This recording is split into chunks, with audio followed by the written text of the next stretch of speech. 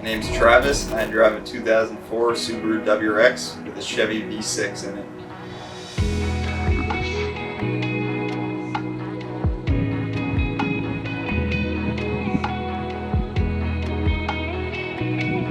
Originally, I had a 2003 Nissan 350Z, traded it for this thing. Originally, I felt pretty shitty, but now it's okay. I always enjoyed the way the WRXs, the 2002 to 2007s, the way they looked, very appealing. I owned a couple of them in the past, and then I saw an opportunity to get a WRX, which looked very clean, so I decided I was going to trade my pristine 2003 Nissan 350Z for it. After taking it to the track once, it blew at a brake line, realized the car was way rustier than I thought, decided it was going to be rear-wheel drive at that point, and decided to make it into a drift car. So, a couple laps later, at the drift track, we blew up the motor, decided, hey, let's do something interesting, and put in a Chevy V6.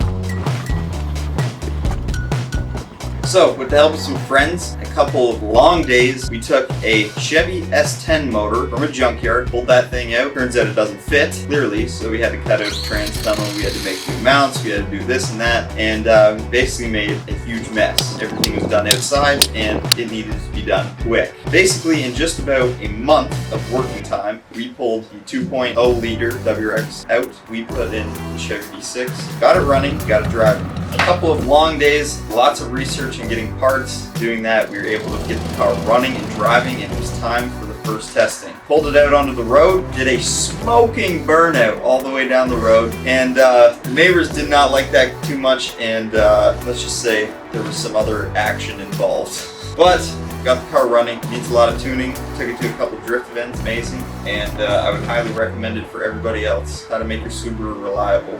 So what happened was we took the car to the second drift event, we ended up puncturing a hole in the rad somehow, JB welded that back together, brought it back out on track, the exhaust ripped off the car. The exhaust is dragging on the ground. The rad support got crunched in, and the rad is basically shoved up way too close to the engine right now, so all that kind of needs to be pulled back out. This engine is fantastic. Everything else surrounding it is trash. We decided that the carb that was on it, because we actually ditched the whole fuel injection system, it just made it simpler. If we wanted to run the fuel injection, we were going to have to run like a standalone harness for it, which I mean we could have done, and the cost effective would have been roughly the same, but then we would have to deal with all these sensors and wiring. So I decided I was just going to throw a carb on it. It'd be interesting to do, and we were running originally a quadrajet 4-barrel, and I switched it down to a 2-barrel poly style that was on a 302 Ford, so hoping that that is enough for the car. So we still have to do a lot of testing on that. Like I said, the exhaust is ripped off. The car took an absolute beating at the last drift event, and we have to do a lot of fixing so we can bring it out next year and really drive the thing. So a couple of years back, I actually bought my first Blaubai Impreza. It was a wagon. I paid $300 for it. We drove it all winter, drove it all summer as basically my beater car because I had the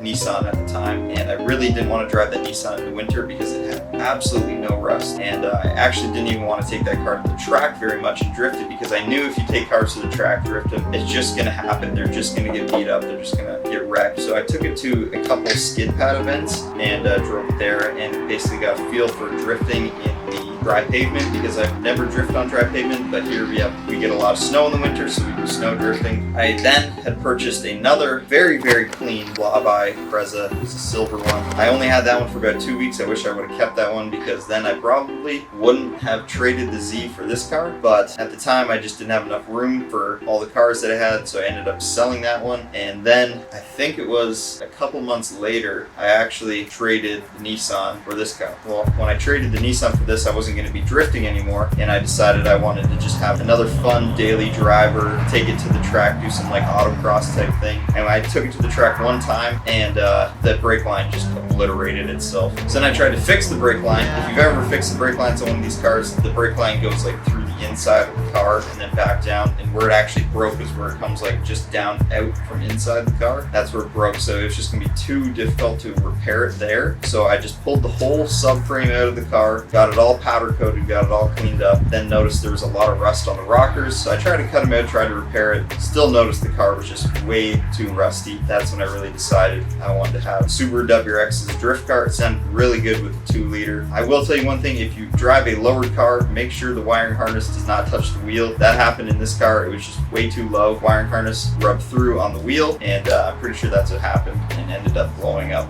the engine. Yes, I could have dropped a V8 in the car. Yes, it would have made a lot more power. Yes, it would be cooler, but I decided on the Chevy V6, as I have worked on many Chevy V6s in my life. My daily driver truck, it has a Chevy V6. I had an old 1997 GMC Safari, and that had a 4.3 V6 in it also, and I had done a lot of work on that thing. I ended up wanting to do a manual swap on that van, but I just never had the knowledge to be able to do it. Realizing now everything I did basically in this car was everything I wanted to do into the van, because I wanted to have the van as like a drift car. It probably would have rolled over and wouldn't have been good. But I basically have known more about the Chevy V6 than any other engine out there, so it just made sense to do a fast, simple swap, and that's basically why I chose that. And if I want to do a V8 in the future, it's pretty easy to swap it because the Chevy V6 is basically the V8. It's just a little bit shorter. Anyway, with that being said, I hope you guys enjoyed this video, just me giving you an overview on this entire build and the process. Like I said, we did it in just over a month. It was basically a month of working time. A lot of money in parts, a lot of money in if you count your time. I will let you know, if you do any engine swap, it is not cheap. You may think it's cheap, but in the end, you have to buy hoses, fluids, metal, and all this other crap. It ends up costing a lot. Like, I got this motor for $500, just a rebuild kit alone, and a couple parts was another $7, and then a transmission was $7. So stuff like that, it ends up costing a lot more than you anticipate in the beginning. Luckily though, I was able to sell. I had a bunch of spare transmissions, as you do when you own one of these cars. So I sold all those off. I sold the motor and a bunch of other parts I had. So I ended up just almost breaking even on everything. So that worked out a lot for me. But if you guys want to see more of this car and other projects that we're going to be working on in the future, please subscribe. We're trying to hit 2,000 subscribers by the end of this year, and I think we can do it.